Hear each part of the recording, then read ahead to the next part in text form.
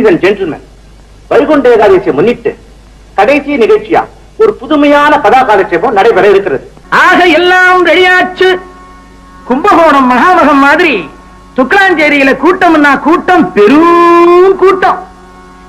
இறைவணக்கம் பாட டி.எம். சவுந்தரராஜனை கூப்பிட்டிருந்தான். டி.எம்.எஸ். வந்தார், பாட ஆரம்பிச்சார். என்ன பாடினார்?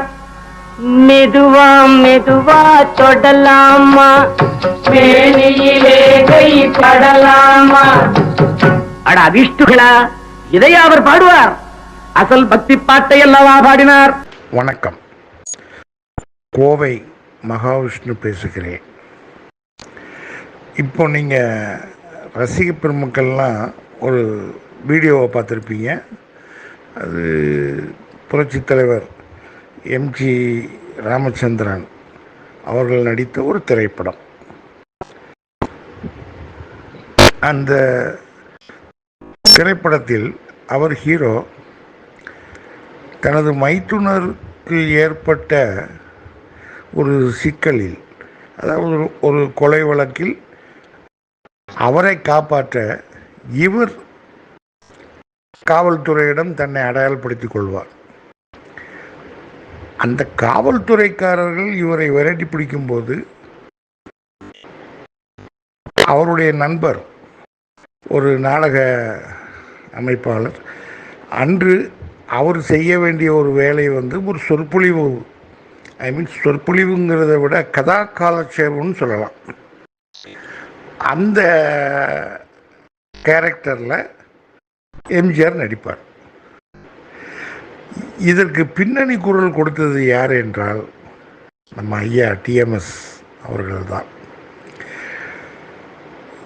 அது டி.எம்.எஸ்.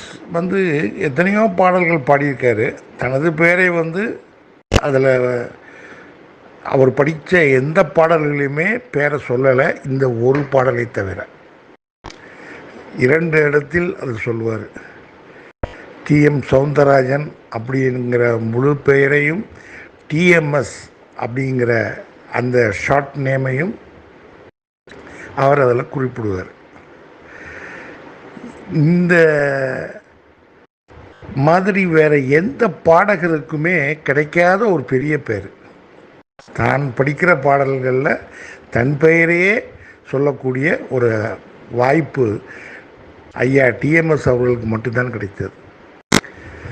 இந்த மாதிரி தகவல்கள்லாம் எனக்கு யார் சொல்கிறான்னு கேட்டிங்கன்னா, சிங்கப்பூரில் இருக்கிற டி.எம்.எஸ்.னுடைய தீவிர ரசிகர், 24 மணி நேரமும் கிட்டத்தட்ட டி.எம்.எஸ். ஐயாவையே நினைத்து கொண்டிருக்கக்கூடிய ஒரு நண்பர், அருமையான பழகக்கூடியவர். அவர் தான் இந்த தகவலை நம்மகிட்ட சொல்லி அந்த வீடியோவையும் அவர் தான் பதிவிட்டிருக்கிறார். இதே போல் பல தகவல்களையும் சொல்லி வீடியோ நிறைய போட்டிருக்காரு, இனியும் போடுவார். நன்றி, வணக்கம், தேங்க்யூ.